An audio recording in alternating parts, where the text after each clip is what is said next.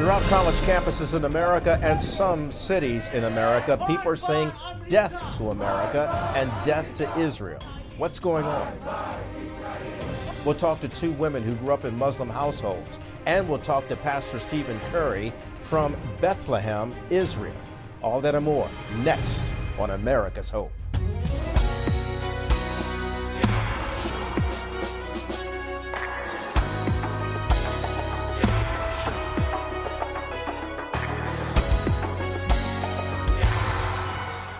Good evening. From the NTD Global Headquarters in New York, I'm Kelly Wright, and this is America's Hope. We're glad that you could join us this hour. There's a lot going on as it relates to the Israel-Hamas war. As you've seen, there are a lot of college protests going on, and even protests throughout the cities of America, where some people are chanting death to Israel and death to America.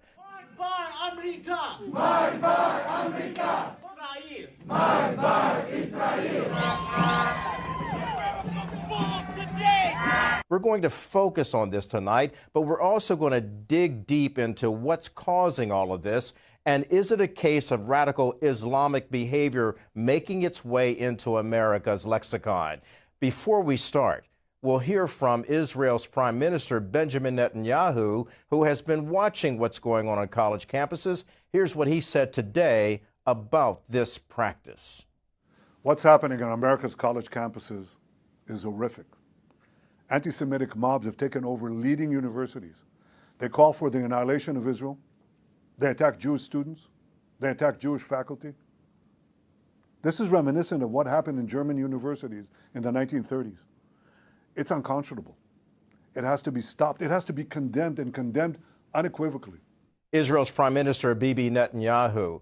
Also, there are Americans who are quite concerned about what's happening on college campuses throughout America. Today, Speaker of the House Mike Johnson visited Jewish students on the campus of Columbia University. The cherished traditions of this university are being overtaken right now by radical and extreme ideologies. They place a target on the backs of Jewish students in the United States and here on this campus. A growing number of students have chanted in support of terrorists. They have chased down Jewish students. They have mocked them and reviled them. They have shouted racial epithets. They have screamed at those who bear the Star of David. Enjoy your free speech. They've told Jewish students who wear the Star of David to leave the country. And shamefully, some professors and faculty have joined the mobs. Things have gotten so out of control that the schools canceled in-person classes, and now they've come up with this hybrid model where they will discriminate against Jewish students. They are not allowed to come to class anymore for fear of their lives, and it's detestable. As Columbia has allowed these lawless agitators and radicals to take over, the virus of anti-Semitism has spread across other campuses. By some counts, as many as 200 universities have a similar form of protest right now. At Yale, a Jewish student was stabbed in the eye with a Palestinian flag, and 45 students were arrested. At NYU, pro-Hamas protesters were shouting from the river to the sea. Anti-Israel encampments are popping up at universities all across this country. The madness has to stop. The madness has to stop. And I'm here today joining my colleagues and calling on President Shafiq to resign if she cannot immediately bring order to this chaos. Speaker of the House Mike Johnson talking to Jewish students on the campus of Columbia University. And we'll talk to two people who can bring some enlightenment to us. Two people who grew up in the world of Islam, one from Turkey, the other from Iran. Another guest that we're going to introduce you to tonight is a man who grew up in Bethlehem. He was born in Jerusalem.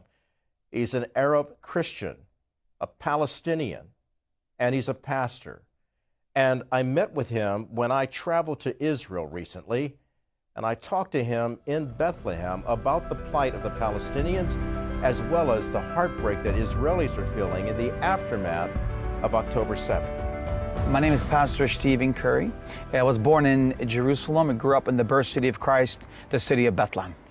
And what do you do now here in the region in terms of helping people spiritually and emotionally with what they're confronted with almost on a day in, day out basis, and that's perhaps dissension, division, and now, because of October 7th, fear. When the October 7th happened, the war started, innocent lives were lost. It was natural for us to continue doing what we do, but now it's almost was magnified to almost 100% bigger, because we're preaching love and forgiveness and grace as a Christian message, non-political message. Our message about love, forgiveness. Christ says to love your neighbor as yourself, to love your enemies, love those who persecute you, and so forth. So it was natural, but it was unnatural as well, because constantly, Kelly, in Israel and the Palestinian mainframe. I mean, I was here all my life, grew up here till today, minus a few years going to Bible college. This has been all what I've known growing up. So I've seen bloodshed, body parts growing up, going to school and the bus stops. It's been a part of my reality. But October 7th is different. It hit home for a lot of people. It was a dividing line between friends who are Jewish and Arab friends who grew up together, who go to school together, or who live to go to work together. The majority of Arabs and Jews here work together, not necessarily live together. The tension was different. So we saw it take into action where Christians either went in a closet and hid because they're afraid to speak out, or Christians became more aggressive in preaching and teaching the message of love, forgiveness, and grace. What's your message to the Jewish people that you've grown up with here in Israel? What happened October 7th to the innocent civilians, it is unacceptable to any man of faith, any man of common moral value, any common moral scale, if I may. Even many of my Muslim friends and Arab friends who are not, there's always, there's a political Islam and there's religious Islam. Those who are adhere to the religious aspect of it, who are against violence, and they are against October 7th, but of course they can't speak out, because if they speak out, then they'll be tamed as traitors by the fanatical extremists. But there is hope. Those are watching, there's hope, because there's many like me who are followers of Christ in Israel, on the Palestinian side, who are pushing for love and forgiveness and peace. But we have to be a generation that calls good, good, and evil, evil. We can't blur the line. We can't call good, evil, evil, good. We want to be that generation. Those are watching who are non-believers. Be a person that calls good, good, and evil, evil, even if it might cost you everything that you know. And you know our story, Kelly. You and I, we've done a couple interviews together with the United Nations and other areas. Our church has suffered over the years. Our church was Molotov bombed 14 times during the 80s and 90s because of our stands of loving the enemy, loving your neighbors, of course, sharing the gospel with the Arabs around us. My Uncle George, you know the story. Uncle George was martyred in Mount of Olives. I was physically beaten viciously when I was 16 and a half or 17, because I had the audacity to share the gospel with a young man who came from a very large Muslim family, and my sharing with him, discipling him, bared fruit, and that fruit was him. He was convinced who Jesus Christ is. So we don't convert people. We just clarify who Jesus Christ is to people. We clarify misconceptions. And we clarify misconceptions, it leads to a ripple effect of people wanting to be drawn into a relationship with Jesus. And that's what I invite every person watching, is to explore who Jesus is, explore his message. If you don't want to convert, don't convert, that's fine. Explore who Jesus is, explore his message. And it's probably right now, it's going to be the best thing an Israeli, a Jew could have, is an Arab that believes in Jesus. Because if an Arab believes in Jesus, then he is an Arab that values all life around him. What are you doing to help Palestinians in their time of need? Because let's face it, many of them, for example, who live in Bethlehem, who lived in Gaza, they go to work in Jerusalem or other parts of Israel where they can get better paying jobs. What's happened since October 7th? Brother Caleb, I'm so glad you brought that up, because that's one of the hurts of a lot of the Palestinians in the West Bank, who are looking back at this war situation and they're feeling the pressure. Many of them have been going to work, having a job on the Israeli side, to go to work on the Israeli side. So they have to go through checkpoints every day. And Israel gives permits. I think right now, before October 7th, there were about 180 to 200,000 permits were given to Palestinians to work. Things were going great. I mean, leave politics to politics. But on a everyday approach, everyday day-to-day business, people going to school, going to work, going to job. Many people love, Palestinians love to work on the Israeli side because there's good income, good economy, and so forth. All that was shut down. Well, now you have 200,000 Arabs who are eventually going to turn against Israel even much more, versus for a long time they've been peacekeepers, they've been non-politically involved. Israel gives them permits because they've cleared all the security checks. So before a person gets a permit, he has to go through all these security checks and so forth. So they're hurting, brother. They're hurting. So what we've done as a ministry, so our U.S.-based ministry is called Holy Land Missions. That's our 501c3. It's a charity. It's a faith charity. It's a humanitarian charity. We build bridges between our 501c3 America and then local ministries here. We have 11 ministries. We support over 16 ministries in over 22 different cities and towns in the land, on the Palestinian side, on the Arab side, and even some on the Israeli side as well.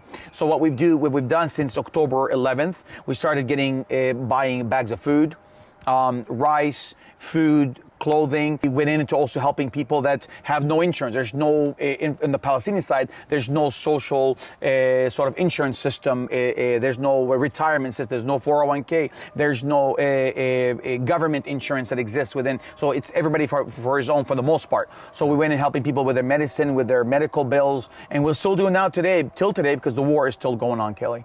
You're doing a lot of good. But the follow-up question that I have to ask is, Hamas has received billions of dollars to do a lot of good for Palestinian people.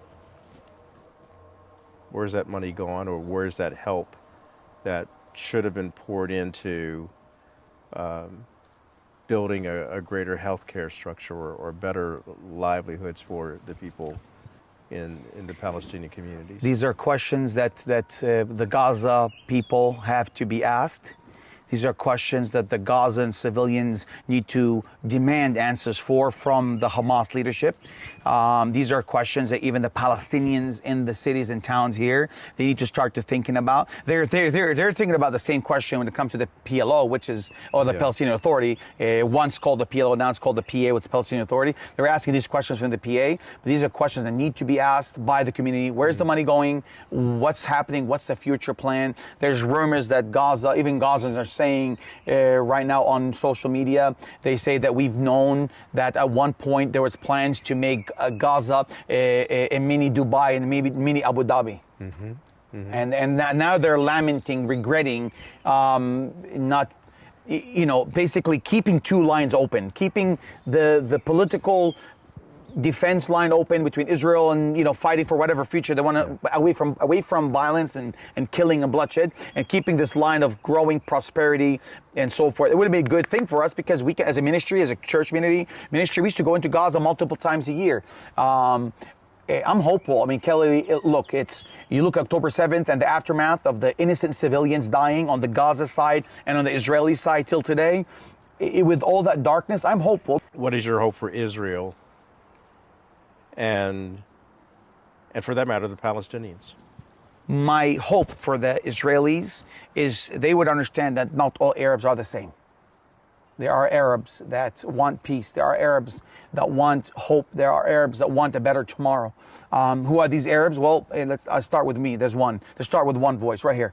I'm not your enemy. I could be potentially your best friend. And now, of course, Israelis hearing me say, oh, Pastor Steve, well, you're unique because you're a Christian, you're evangelist, blah, blah, blah, and so forth. Well, yeah, but you remember, behind me, there's thousands of people who follow us, who are waiting for the opportunity to speak out from the mountaintop, but it hasn't come just yet.